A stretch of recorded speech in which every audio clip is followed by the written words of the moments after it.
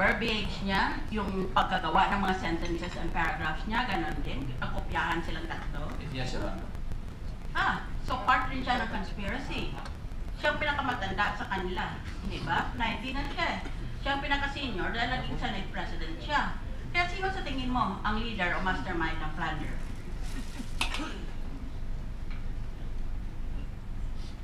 Mahirap po magsalita, Your Honor, pero pare-pareho po yung Let it level go! Last. In your paragraph, page 34, paragraph 41, quote, when I spoke to Enrile COS, Attorney G. Reyes, she in fact confirmed and affirmed not only her and Attorney Evangelista's authority to sign documents, she likewise confirmed authenticity of the signatures appearing in documents relating to Senator Enrile's PDAP-funded projects, unquote. That is from your affidavit. Yes, Your Honor. Question. Bakit tanggap na tanggap mo na si Reyes could speak and act on behalf of Senator Enrile when this action and when this action and language involved hundreds of millions of government funds in the form of pork barrel?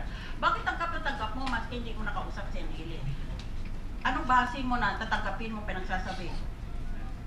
As I mentioned earlier, Your Honor, kadil po namin yung opisina ni Senator Enrile. So, I'm sorry, kadil po namin yung office po, yung opisina ni Senator. Kadil. So, yung kausap po namin, Office of the Senator.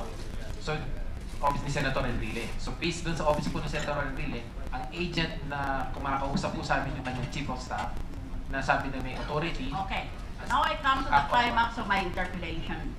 Nang nag-testify dito si Ruby Tuason, sabi niya, sinusundo sa akin ang kickback ni Gigi Reyes. Kung minsan kakain kami sa restaurant at saka ko ibigay sa kanyang pera.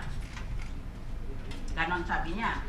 Pagkatapos, kung minsan kanya, pag nasa restaurant kami, normally o hotel, darating si Senator Enrile dahil sinusundo niya si Gigi. Kung minsan, nagkakape pa kaming tatlo. Pero wala naman siyang binabanggit tungkol sa pork barrel. Kaya ibig lang sabihin nito, kung totoo man ang sasabi ng Tuason, na si Enrile, ayaw na ayaw niya na mahuli siya, na nakikialam sa pork barrel. Lahat binibigay niya doon sa chief of staff niya. Ang chief of staff niya ang makiusap, ang maglagda, ang mag-ayos ng mga dokumento. Pero wala siyang participation, except that he picks up his chief of staff and sometimes even has coffee.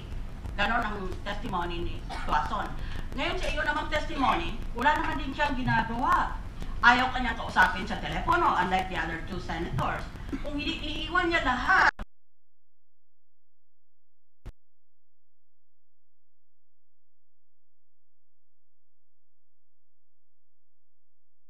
Project proposals, project summaries, endorsement letters, memorandum of agreement, pagkapareho. Parang sinundan lang ang example, ang modelo or ang template. Ngayon, paano natin masabi na part ng conspiracy is Enrile? Your Honor, I have 2 points on that, Alright. if I may be allowed. First, mayroon lang po atang paniwalaan na hindi niya alam kung ano nangyayari. That's Nagkagaling right. po sa opisina niya. It goes against the brain of common sense. Isn't that so? Yes, Your Honor. Oh, ano pa? Pangalawa po, Your Honor, may mga sulat ulit ba, ipa-fast forward ko lang po, may mga sulat uli ang COA na nag-request kay Senator Enrile to verify the signatures and all the documents that were signed in behalf of his office. At lahat po ng mga yun, nandiyan po sa PowerPoint, lahat po na from sa sulat po yan ng COA na pinadala sa kanilang opisina, binerify po yan sa opisina nila at inaccept po ni Senator na Enrile na valid. Enrile. Opo. Inaccept po ni Senator Enrile. Ng mga botante. Opo. So, binalidate po niya na authentic at signature ng mga tao niya. Ibig sabihin, the fact na in-authenticate po niya na signature ng mga tao niya, alam po na ginawa ng mga tao. Very good. Thank you. Ngayon, let me add one more very important point. In a basic decision of the Supreme Court on conspiracy, the Supreme Court said, maaari na walang ginawa siya.